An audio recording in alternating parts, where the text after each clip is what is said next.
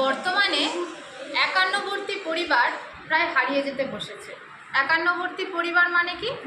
যেখানে সবাই থাকে, মানে পিসিমা, পিসিমণি, দাদু, ঠাকুমা, কাকু, কাকিমা সবাই থাকে, জেঠু, জেঠিমা। কিন্তু এখন দেখবে আমাদের বাড়িতে ভাই বোন, বাবা মা শুধু এরাই থাকে। ঠাকুমা ঠাকুরদা প্রায় থাকে না বললেই চলে। মানে কারোর বাড়িতে হয়তো মারা গিয়েছে, কারোর বাড়িতে হয়তো আলাদা হয়ে আছে। তাই আমরা ছোটোবেলায় সেই ঠাকুমা বা দাদুদের মুখে সেই রূপকথার গল্প, রাজা রানীর গল্প, রাজপুত্রের গল্প কিন্তু এখন শুনতে পাই না। তোমরা সবাই শুনেছো কি? সবাই শুনেছো? শোনোনি তো? কেউ কেউ শুনেছে, তাই তো? আবার যাদের আছে, যাদের ঠাকুমা দাদু আছে তারা শুনেছে, যাদের নেই তারা শোনেনি। আজকের আমাদের স্কুলে এরকমই একজন ঠাকুমা এসেছেন, শ্রদ্ধেয় অমিতা হালদার মহাশয়া। উনি আমাদের কিছু গল্প শোনান। তোমরা শুনবে তো গল্প?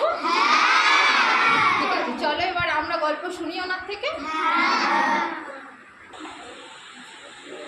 এবার বলি, ভূতের গল্প ভালোবাসি তো সবাই, শুনবি তো?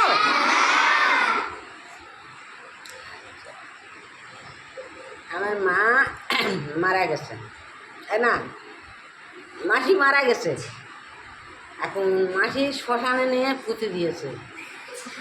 মা বলছে তোর মাসিমাকে সাক্ষাৎ করে আয় না, জানা মা। যাচ্ছে মাসিমার সঙ্গে দেখা করতে। তার ও মাসিমা, মাসিমা গো,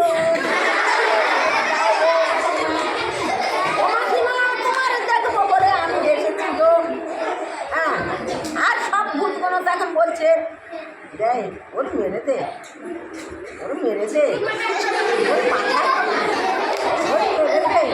হ্যাঁ, কেউ বলছে যে ওর মেরে দে, আর কেউ বলছে ওর মাকে কাছে আইগে দিয়া।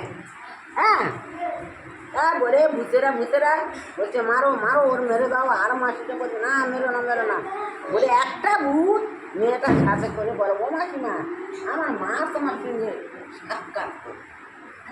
এখন অনেক আত্মীয় গিয়েছে, বহিন আত্মীয় গিয়ে দেখছে মা বসে আছে, আগুন আগুন নেই পেতেছে। মাসির ছেলে একটা জাল হাতে বউটা যখন বলছে যে মাসিমা এসেছে, মাসিমা এসেছে, ও মা, ও দাদা, মাসিমা এসেছে।